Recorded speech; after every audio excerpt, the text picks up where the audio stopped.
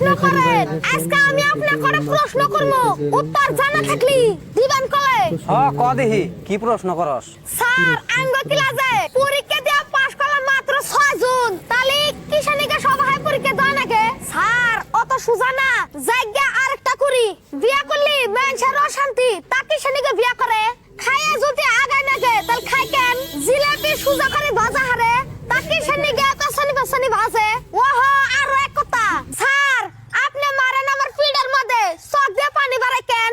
আঙ্গ গ্রামে মেলা শিক্ষিত চাংরা সবাই বেকার কেন?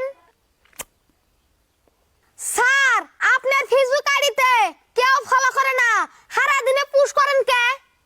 এই তুই অন্য সার দিছেন।